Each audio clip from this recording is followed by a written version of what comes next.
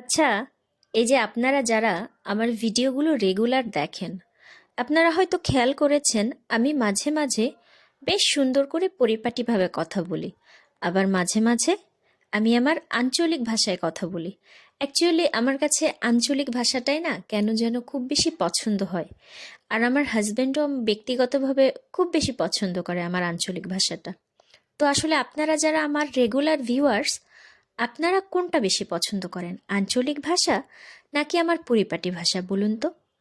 আসসালামু আলাইকুম। শখের টুকিটাকির ছোট্ট একটি মিনি ভ্লগে আজকে আপনাদের সকলকে স্বাগতম। এবং আজকে বেশ অনেক দিন পরে আমি আমার একটি মোটামুটি বড় একটি ভিডিও নিয়ে এসেছি। কাইন্ডলি আপনারা দেখুন। কি ভাবছিলেন যে এইরকম মানে সমস্ত ভিডিও জুড়ে আমি এত সুন্দর করে কথা কব? অত সহজ না। কইছি মেলাক্ষণ ধরে সুন্দরভাবে কথাবার্তা কইছি, আর কতি পারবো না। জিরাম কথা কই আমি সব সময়, ওরম সেরম করে কথা কব। তা আপনারা যারা আমার এরম কথা বেশি পছন্দ করেন, তারা দয়া করে ভিডিওটা সম্পূর্ণ দেখেন। আসলে আজকের ভিডিওতে আমি স্পেশাল কিছু দেখাচ্ছি না আপনাকে, ওই ডিম বোনা দেখাবো। কিন্তু এই ডিম বোনাটা এত বেশি স্পেশাল, ভিডিওটা স্পেশাল না, ডিম বোনাটা স্পেশাল, যেটা আসলে চিন্তারও বাইরে। আমার স্বামী কোথাতে যেন ভিডিও দেখিছে টমেটো দিয়ে ডিম বোনা। আরে আল্লাহ, টমেটো দিয়ে ডিম বোনা এটা কোনো কথা? তা প্রথমে ভাবিছিলাম টমেটোটা একটু পেস্ট করে দিই, পরে ভাবলাম টমেটো পেস্ট করে দিলি কিরাম যেন একটা মানে গন্ধ গন্ধ বেরোয়, মানে বুনো বুনো গন্ধ বেরোয়, আমার কাছে সেরমই মনে হয়। এখন সেই জন্যই করলাম কি, ডিমের মশলা করেছি প্রথমে। এখন ডিমের মশলায় আমি কি করি, ডিমের মশলায় আমি সাধারণত জিরা দিই। আমি দুইনে খাই না, আমি সব ভিডিওতে কই যে আমি দুইনে খাই না। জিরে দিছি, রসুন দিছি, আদা দিছি, পেঁয়াজ দিছি, আর একটু গরম মশলা দিছি। আমি ডিম ভুনাতে একটু গরম মশলা খাই, ওটা আমার বেশ ভালো লাগে।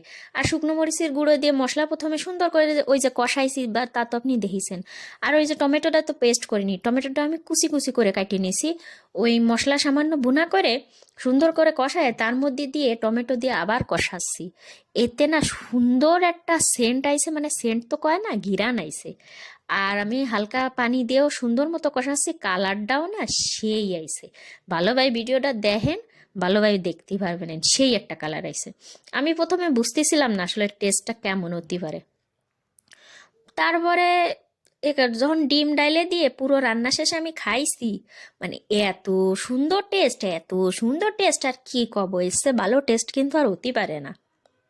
তো আমি খুব একটা বেশি পানি দিয়ে এটা কষানো লাগিনি। আর আমরা মানুষ তো মোটে দুইজন, সেই জন্য আসলে আমার খুব বেশি তরকারি রান্না হয় না। এবার কবেন যে 5টা ডিম আমি কেন রান্ধিছি? আরে ভাই, আমি একদিন তরকারি রানলি পরের দিনও সেটা আমার খাওয়া লাগে।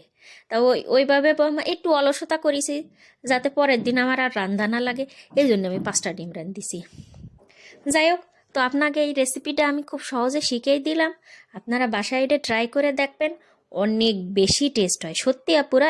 আমি নিজেই অবাক হয়ে গেছি। তো ফাইনালি আমার ডিমের তরকারি হয়ে গেছে। আজকের মতো আসি, সবাই ভালো থাকবেন, আল্লাহ হাফেজ, আসসালামু আলাইকুম।